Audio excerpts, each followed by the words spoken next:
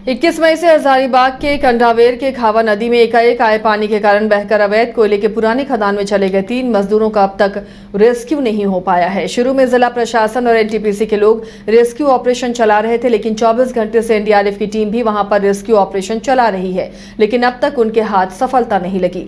NDRF के अधिकारी बताते हैं कि अंदर काफी घना अंधेरा है और पानी जाने के कारण कीचड़ भी है और अवैध माइनिंग में कई जगह से रास्ते भी निकले हुए हैं। हालांकि उन्होंने 130 फीट तक जाकर सब कुछ जांच कर लिया, लेकिन कहीं भी बॉडी नहीं मिली है।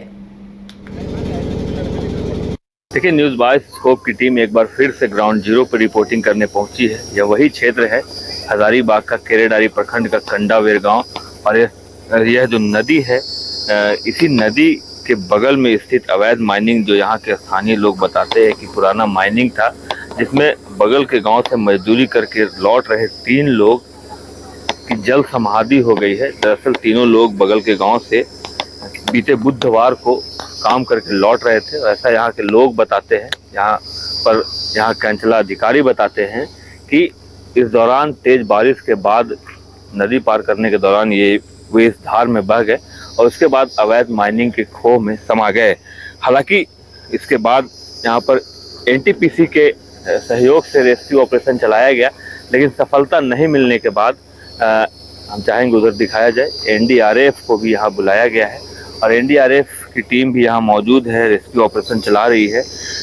जब हमने उनसे बात किया तो उनका कहना है कि अंदर 2 तरह के रास्ते हैं और एक तरह के रास्ते में लगभग वो 130 फीट तक तो जाकर देख चुके हैं, कहीं पे कोई बॉडी नहीं है। लेकिन चूँकि दोहरा रास्ता होने के कारण एक तरफ और पानी लगभग 10 फीट भरा हुआ है और ऊपर रूफ को टच कर रहा है, उधर जाना मुश्किल हो रहा है। पानी फिर से निकाला जा रहा है और पानी निकलने के बाद एक बार फिर से वो ट्राई करेंगे कि उस ओर तो कहीं बॉडी नहीं गई है। तीनों ही परिवार के लोग इंतजार कर रहे हैं कि कब रेस्क्यू ऑपरेशन समाप्त हो, अंदर से बॉडी निकाला जाए। हालांकि उम्मीद तो कम है, लेकिन अभी भी लोग इंतजार कर रहे हैं और देखना यह है कि एनडीआरएफ को सफलता कब मिलती है। मौसम भी बड़ा चुनौतीपूर्ण बना हुआ है।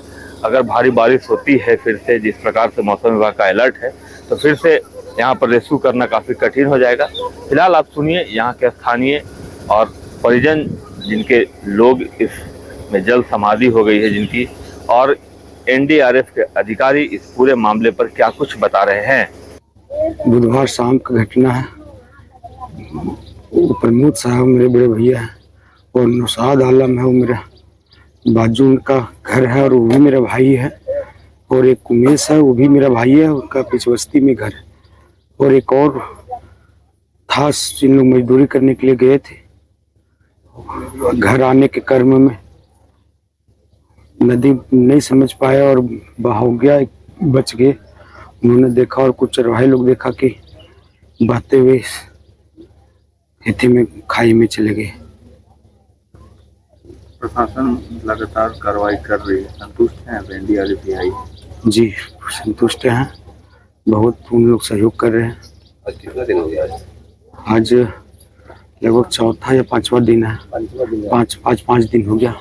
क्या लगता है मशीनरी जो चल रही है इससे पानी निकल सकता है? जी हाँ, उम्मीद है कि कल हम लोग जगह तक चल लेंगे।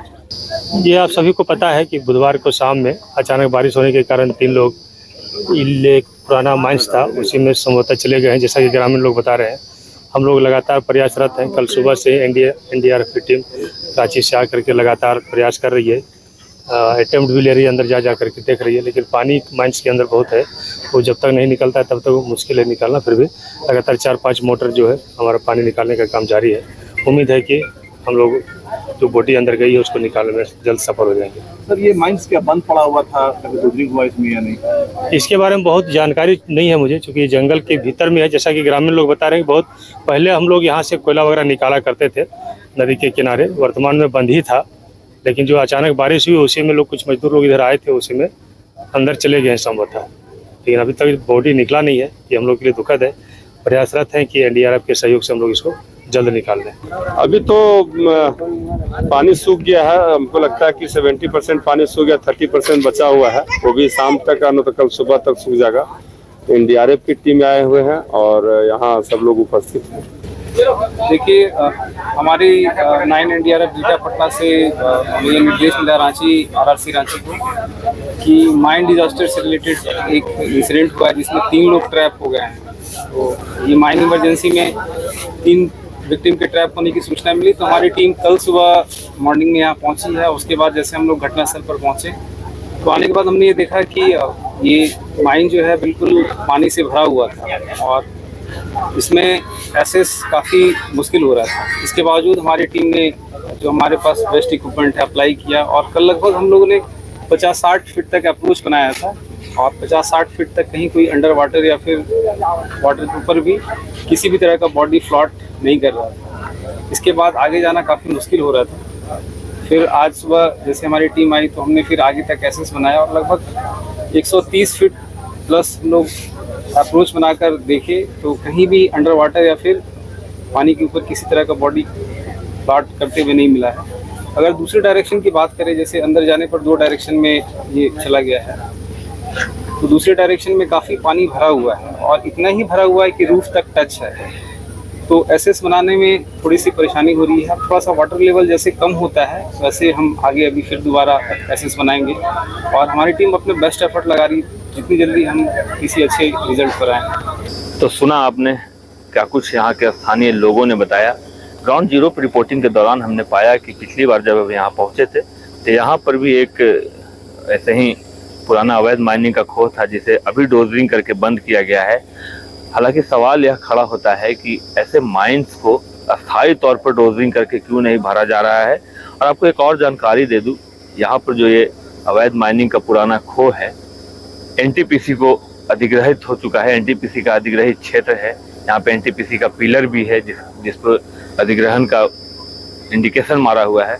तो अगर ऐसे में इसे फिर से वन विभाग ने डोजरिंग नहीं किया, जिसके खो में 3 लोगों की मृत्यु हो गई, तो सवाल कई खड़े होते हैं। लेकिन फिलहाल इन सवालों के बीच परिवार वालों को इंतज़ार उन तीनों बॉडी का अंदर से निकलने का है और यहाँ पर भीड़ भी इसीलिए उमड़ी हुई है। लोग स्थानीय ग्रामीण सभी यहाँ पहुँच रहे हैं और इसी इंतज़ार में पहुँच रहे हैं कि अंदर से बॉडी निकाली जाए। लेकिन फिलहाल अभी तक कोई सफलता हासिल नहीं हो पाई है। एनटीपीसी के लोग, एनडीआरएफ के लोग, सभी लोग कोशिश कर रहे हैं और देखना यह होगा कि इन्हें सफलता कब हासिल हो पाती है। शशांक शेखर, बाइसोस्कोप, हजारीबाग।